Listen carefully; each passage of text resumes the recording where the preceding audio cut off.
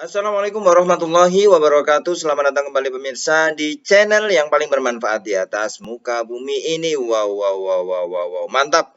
Pada pagi hari ini ya, kalau kita lihat ya, ada kemarin Kemenak mengumumkan pembatalan pemberangkatan haji tahun 2021 untuk Indonesia. Nah, kemudian ada tweet ya dari Bapak ya elit PKS Partai Keadilan Sejahtera, yaitu Bapak Tifatul Sembiring ya. Beliau adalah mantan Menkominfo ya.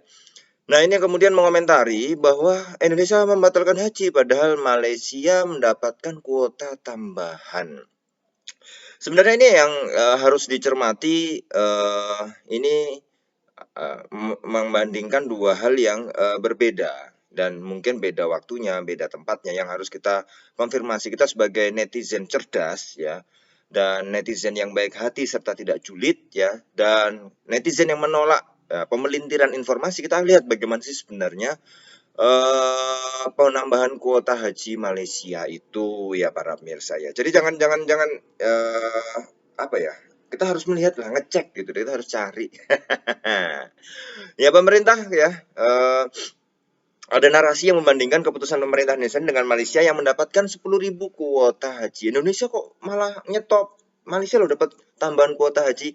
Nah, ini dari elit PKS Tifatul Sembiring ya. Ini ada tweetnya ya dari beliau ya. Coba lobi diplomasi dengan Saudi dulu, Pak Menteri. Memang kuota dibatasi, ajak bicara mereka. Kasihan yang sudah antri 10 tahun dan sebagainya. Rukun Islam yang kelima ini. Malaysia malah dapat kuota tambahan. Kok bisa? Nah, ini ya. Nah, bagaimana agar kita punya tips dan trik untuk mengecek ya pemelintiran informasi yang sejatinya seharusnya Apple sama Apple gitu ya, enggak apple to apple ya. Ini membandingkan A dengan B, ya, A dengan A dong. Nanti baru jenis A-nya nanti bisa ya apel sama apel, bukan apel sama nanas ya. Nah, kita lihat bagaimana cara kita berpikir cerdas dan kritis ya terhadap konten-konten yang ada di media sosial. Ya. Malaysia memang mendapat 10.000 tambahan kuota haji dari pemerintah Arab Saudi. Nah, ini benar ya. Namun, nah ini ada ya, kita harus mencari informasi yang lebih lengkap, para pemirsa.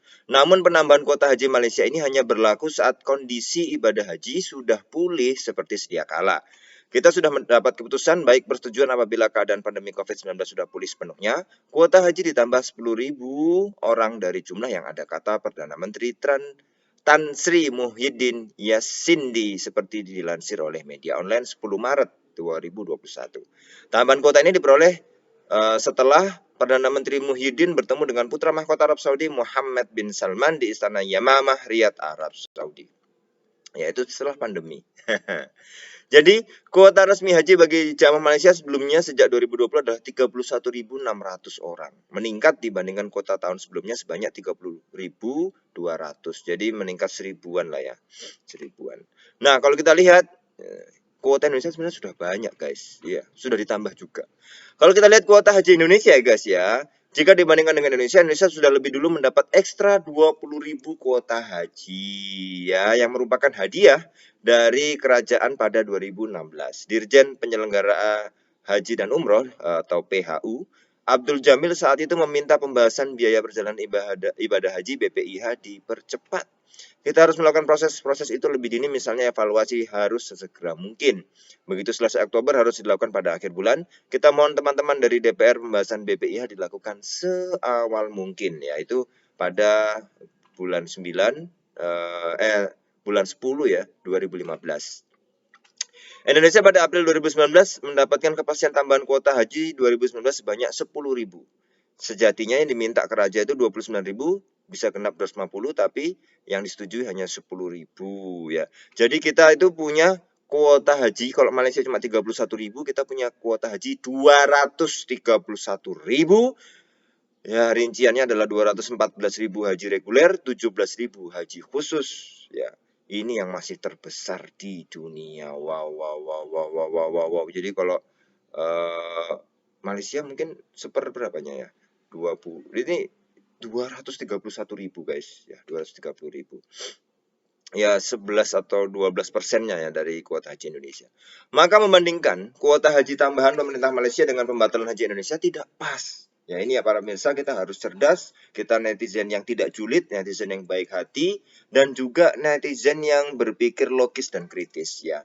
Jadi kalau kita ada mendapatkan informasi, apalagi ada disinformasi atau pemelintiran-pemelintiran, sudah ya. Mari jangan politisasi pembatalan haji ini. Semuanya sabar. Iya, semuanya antri semuanya, Pak. Antri gitu ya. Termasuk yang belum masih nabung juga antri gitu loh ya, antri duitnya. Jadi membandingkan kuota haji tambahan pemerintah Malaysia dengan pembatalan haji Indonesia ini sesuatu yang tidak pas. Kenapa? Karena kuota haji Malaysia berlaku jika kondisi ibadah haji ya di tengah corona ini sudah pulih. Ya, narasi yang membandingkan Indonesia dan Malaysia ini bisa dikategorikan sebagai disinformasi ya. Sebelumnya memang kita lihat bahwa Menteri Agama lewat yaitu mewakili pemerintah yaitu Gus Yakut Khalil Qaumas memastikan Indonesia tidak memberangkatkan haji 2021. Itu setelah rapat dengan DPR ya. Pemerintah melalui Kementerian Agama menerbitkan keputusan Menak RI nomor 660 ya tahun 2021 tentang pembatalan keberangkatan ibadah haji ya. Pertimbangannya adalah tidak memberangkatkan haji adalah Kerajaan Arab Saudi belum membuka akses layanan penyelenggaraan ibadah haji pada tahun 2021. Dan juga Arab Saudi belum mengundang Indonesia untuk menandatangani nota kesepahaman tentang persiapan penyelenggaraan haji ya. Kita doakan ya pandemi cepat berakhir. Insya Allah mudah-mudahan tahun depan sudah bisa haji kembali. Terima kasih para pemirsa. Kita ketemu lagi di video selanjutnya. Wassalamualaikum warahmatullahi wabarakatuh.